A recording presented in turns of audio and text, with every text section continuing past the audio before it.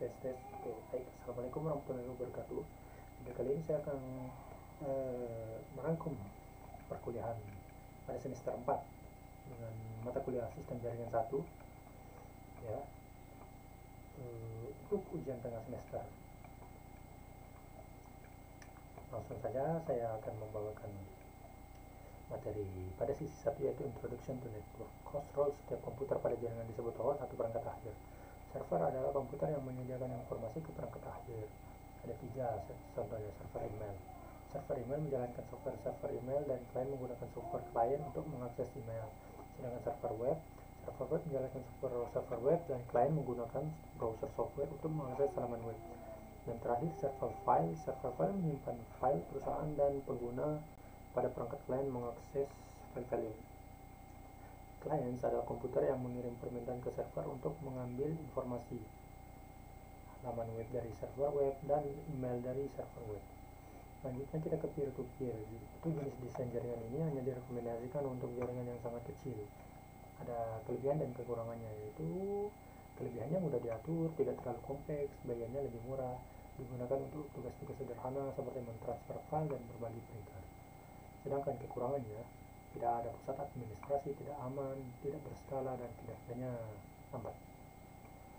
Selanjutnya, end device. Perangkat akhir adalah tempat asal pesan atau tempat pesan diterima.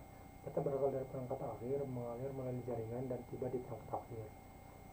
Intermediary network device, yaitu perangkat perantara menghubungkan perangkat akhir. Contohnya termasuk saklar, stick access nirkabel, router, dan firewall. Pengelolaan data saat mengalir melalui jaringan juga merupakan peran perangkat perantara. Network media. Komunikasi melalui jaringan dilakukan melalui media yang memungkinkan pesan berpindah dari sumber ke tujuan. Network representation. Diagram jaringan yang sering disebut diagram topologi menggunakan simbol untuk merepresentasikan perangkat dalam jaringan. Network size, itu di ukuran jaringan. Ada 4, yaitu small home network menghubungkan beberapa komputer satu sama lain dan internet yang paling kecil ya. Selanjutnya di atasnya ada small office atau home office, disingkat SOHO, memungkinkan komputer di dalam rumah atau kantor jarak jauh untuk terhubung ke jaringan perusahaan.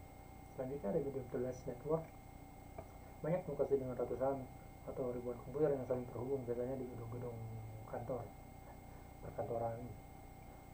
Dan yang terluas itu Worldwide Networks, menghubungkan ratusan juta komputer di seluruh dunia seperti internet. Untuk LAN adalah infrastruktur jaringan dan mencakup area geografis kecil. Sedangkan perbedaannya dengan WAN adalah infrastruktur jaringan yang mencakup wilayah geografis yang luas. Jadi kesimpulannya, LAN itu untuk cakupan geografis kecil, sedangkan WAN itu cakupan wilayahnya itu lebih luas. Selanjutnya kita akan membahas ke sesi kedua, yaitu basic switch and device configuration. Ini ada 4 ya, Cisco IS Access, yaitu shell, kernel, hardware, GUI. Untuk penjelasannya sudah seperti yang saya rangkum ya. Ini sudah saya jelaskan secara dengan bahasa Indonesia, karena dengan di modul saya lihat masih menggunakan bahasa Inggris, maka artinya bisa dilihat ini ya. Jadi shell adalah antarmuka pengguna yang memungkinkan pengguna meminta tugas tertentu dari komputer. Kernel berkomunikasi antara perangkat keras dan perangkat lunak komputer dan mengelola bagaimana sumber daya perangkat keras digunakan untuk memenuhi persyaratan software. Hardware bagian fisik komputer termasuk perangkat elektronik. GUI memungkinkan pengguna berinteraksi dengan sistem menggunakan lingkungan ikon grafis, menu dan jendela. Berikut beberapa metode akses: konsol, secure shell atau SSH, dan telnet.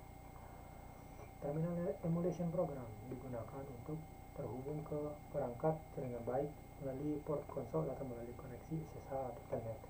Sysnavigation memiliki 2 mode perintah utama, yaitu short exec mode dan privilege exec mode, dan juga memiliki 3 mode konfigurasi, yaitu global configuration mode, line, dan interface. Command struktur itu IOS command syntax check. Suatu perintah mungkin memerlukan satu atau beberapa argumen. Untuk menentukan kata kunci dan argumen yang diperlukan untuk suatu perintah, seperti ini boldface text, yaitu teks tebal, dan italic text, teks garis miring. Lalu use help features memiliki dua bentuk bantuan yang tersedia. Ada context sensitive help dan command syntax check. Basic device configuration itu nama perangkat perintah konfigurasi pertama pada perangkat apapun harus memberi nama host yang unik. Ini untuk secara defaultnya biasanya diberi bawaan pabrik seperti switch disco iOS menjadi switch.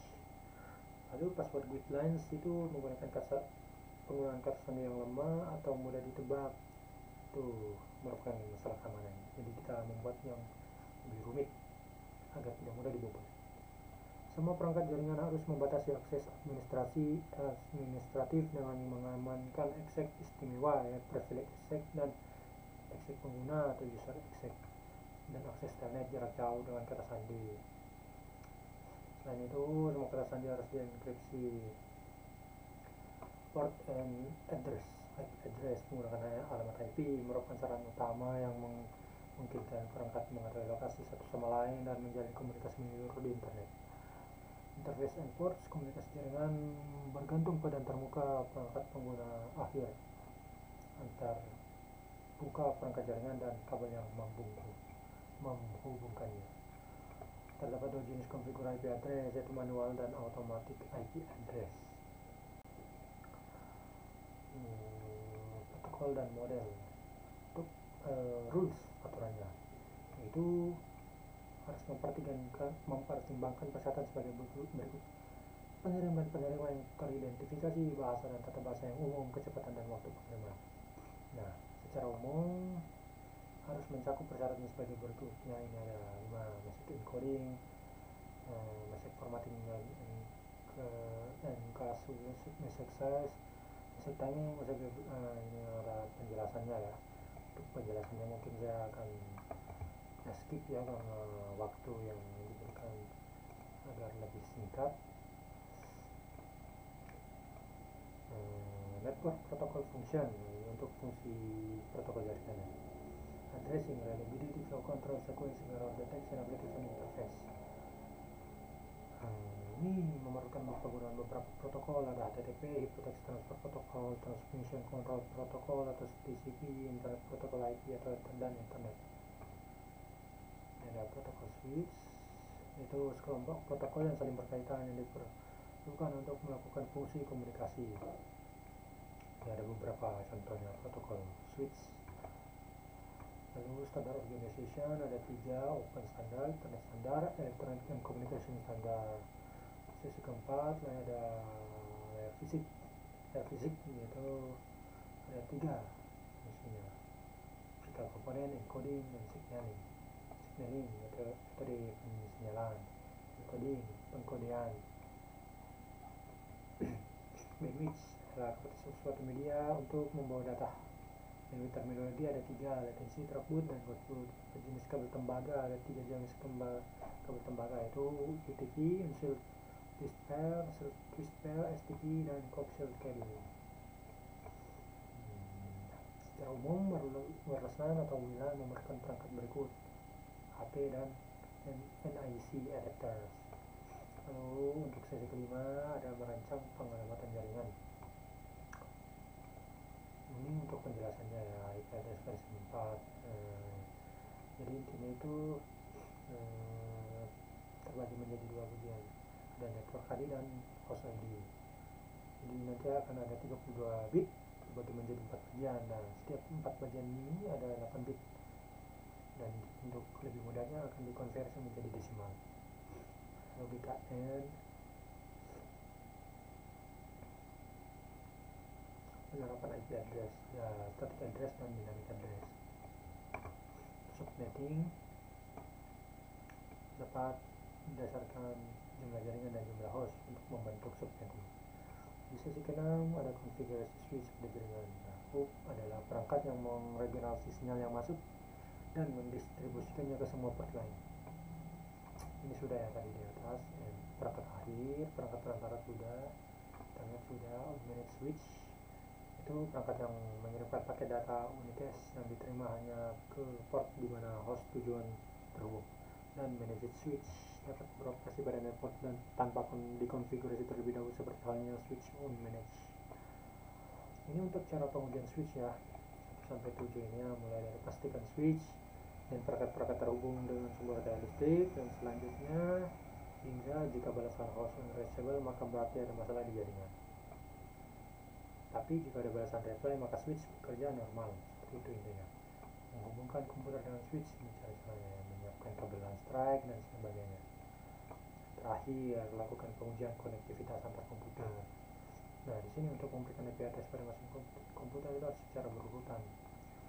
192, 168, 1.1, 1.2 dan seterusnya. Untuk sesi terakhir ya, sesi ketujuh, konfigurasi jaringan nirkabel. Jaringan nirkabel adalah bidang disiplin yang berkaitan dengan komunikasi antar sistem komputer tanpa menggunakan kabel. Lebar channel adalah rentang frekuensi batas bawah dan batas atas dalam satu channel. Frekuensi channel adalah bagian frekuensi dalam satu band di mana access point beroperasi. Terdapat metode keamanan yang dapat digunakan, ada dua, yaitu autentifikasi dan enkripsi. Autentifikasi itu proses validasi terhadap identitas seseorang pengguna pada saat akan mengakses jaringan. Ini contohnya. Enkripsi proses pengamanan suatu informasi dengan membuat informasi tersebut tidak dapat dibaca tanpa bantuan pengetahuan khusus. Oke, mungkin sampai situ saja yang bisa saya jelaskan. Untuk kurang lebihnya mohon dimaafkan. Semoga di UTS kali ini mendapatkan nilai yang memuaskan. Saya ucapkan terima kasih kepada dosen pengampu. Terima kasih juga untuk yang sudah menonton. Saya akhiri. Wassalamualaikum warahmatullahi wabarakatuh. Terima kasih.